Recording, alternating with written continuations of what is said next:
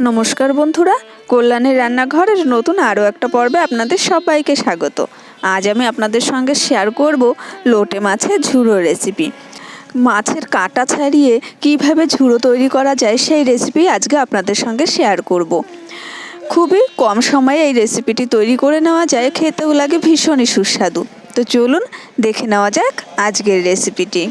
500 গ্রাম লোটে মাছ ভালোভাবে কেটে ধুয়ে পরিষ্কার করে নিয়েছি, জল ঝরিয়ে নিয়েছি। এখন এর মধ্যে দিয়ে দিচ্ছি 1 টিস্পুন লবণ আর 1 টিস্পুন হলুদ গুঁড়ো। এই লবণ আর হলুদটা মাছের সঙ্গে ভালোভাবে মাখিয়ে নেব। তারপরে 10 মিনিট রেস্টে রেখে দেব, যাতে করে একটু এক্সট্রা জল বেরিয়ে যায়।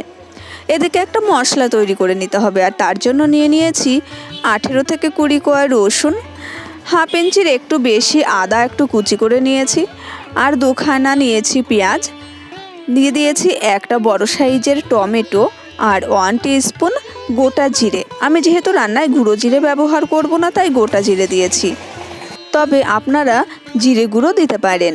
দিয়ে দিয়েছি 5টা শুকনো লঙ্কা আর সামান্য জল দিয়েছি, একটা স্মুথ পেস্ট তৈরি করে নিতে হবে। এদিকে ওভেনে একটা কড়াই বসিয়ে দিয়েছি। কড়াইটা গরম হয়ে গেলে দিয়ে দিচ্ছি বেশ খানিকটা সর্ষের তেল। এই লোটে মাছ রান্নায় তেলের পরিমাণটা একটু বেশি হলে খেতে ভালো লাগে। তেলটা গরম হয়ে গেলে খুন্তি দিয়ে একটু ভালোভাবে নাড়াচাড়া করে নিচ্ছি। এবার দিয়ে দেব বেটে রাখা মশলাটা।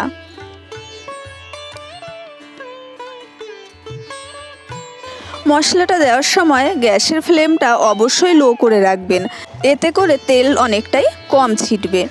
এখন দিয়ে দিচ্ছি 1 চামচ লবণ আর 1 চামচ হলুদ গুঁড়ো। যেহেতু মাছে আমি লবণ মাখিয়ে রেখেছি, তাই সেই টেস্ট অনুযায়ী লবণটা দিয়ে দিচ্ছি। লবণ আর হলুদটা এই সময় দিয়ে দিলে মশলা থেকে তেলটা খুব কম ছেটে। এই সময়ে আমি আর কোনো মশলা ব্যবহার করছি না। এইভাবেই নাড়াচাড়া করে 4-5 মিনিট সময় নিয়ে তেল ছাড়া পর্যন্ত মশলাটাকে ভালোভাবে কষিয়ে নিতে হবে। তো দেখুন, আমি প্রায় মিনিট 4 সময় নিয়ে মশলাটাকে কষিয়ে নিয়েছি, তেল ছেড়ে এসেছে। এখন এই সময়ে হলুদ লবণ মেখে রাখা মাছগুলোকে দিয়ে দেব। মাছগুলো দিয়ে এই সময়ে মশলার সঙ্গে মিশিয়ে দেব না, শুধুমাত্র মশলার ওপরেই মাছগুলো এইভাবে সাজিয়ে দিয়ে ঢাকা চাপা দিয়ে অপেক্ষা করব 5 মিনিট। সমস্ত মাছগুলো সাজানো হয়ে গেছে। এখন ঢাকা চাপা দিয়ে 5 মিনিটের অপেক্ষা। মিনিট 5 বাদে ফিরে এলাম। দেখুন মাছ থেকে তারপরেও কতটা জল বেরিয়েছে। এখন একটা চামচের সাহায্যে মাছের ওপর থেকে একটু ফাঁকা করে নিতে হবে। মাছ ভীষণ নরম হয়ে গেছে, তাই চামচ দিয়ে এইরকমটা করতে খুব বেশি সময় লাগবে না বা অসুবিধা হবে না। এরকমভাবে ফাঁকা করে নিয়ে মাছের কাঁটাটাকে আলাদা করে নেওয়া যায়। তো দেখুন, আমি একটা চিমটে দিয়ে কিন্তু মাছের কাঁটাটাকে আলাদা করে নিচ্ছি। এটা আপনারা চামচ দিয়েও করতে পারেন যদি হাতের কাছে চিমটে না থাকে। তো এইভাবেই সমস্ত মাছের কাঁটাগুলোকে আমি মাছ থেকে ছাড়িয়ে নেব। আর এইভাবে মাছের কাঁটা ছাড়িয়ে যদি ঝুড়োটা তৈরি করা হয়, তাহলে খাওয়ার সময় আর কোনো অসুবিধা হয় না। বাড়ির বাচ্চা কাচ্চা থাকলে তারাও নিঃসন্দেহে খেতে পারে, কাঁটা লেগে যাওয়ার ভয় থাকবে না।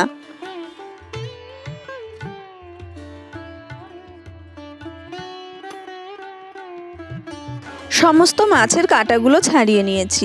এখন খুন্তি দিয়ে মশলার সঙ্গে সমস্ত মাছটাকে মিশিয়ে দেব। আর এই যে এক্সট্রা জল, এই জলটা যতক্ষণ পর্যন্ত না টানে তত সময় একটু নাড়াচাড়া করে মাছটাকে রান্না করে নিতে হবে। গ্যাসের ফ্লেমটা মিডিয়ামে রেখে মিনিট 3 পর্যন্ত আমি এটা রান্না করে নিয়েছি। এখন দেখুন মাছের এক্সট্রা জল অনেকটাই কমে গেছে, আর এখন যতটুকু নরম আছে এরকমভাবেই আমি রাখবো। এতে করে পরবর্তীতে আরও খানিকটা শক্ত হয়ে যাবে। নামানোর আগে দিয়ে দিচ্ছি 1 চামচ গুঁড়ো গরম মশলা। আপনারা ধনেপাতা কুচিও দিতে পারেন, তবে আমি এখানে ধনেপাতার ব্যবহারটা করছি না। তো নাড়াচাড়া করে গ্যাসের ফ্লেম অফ করে এখন নামিয়ে নেব। তো দেখুন, এখন কিন্তু গরম ভাতে সার্ভ করার জন্য মাছের ঝুড়ো একদম রেডি হয়ে গেছে। তো আশা করছি আমার আজকের এই রেসিপিটি আপনাদের ভালো লেগেছে। ভালো লাগলে চ্যানেলটা সাবস্ক্রাইব করার অনুরোধ রইল। পাশে থাকা বেল আইকন অবশ্যই ক্লিক করে রাখবেন, যাতে আমি নতুন নতুন রেসিপি শেয়ার করার সঙ্গে সঙ্গে নোটিফিকেশান পেয়ে যান। দেখা হবে পরের রেসিপির সঙ্গে। সেই পর্যন্ত ভালো থাকবেন। আজকের মতো টাটা।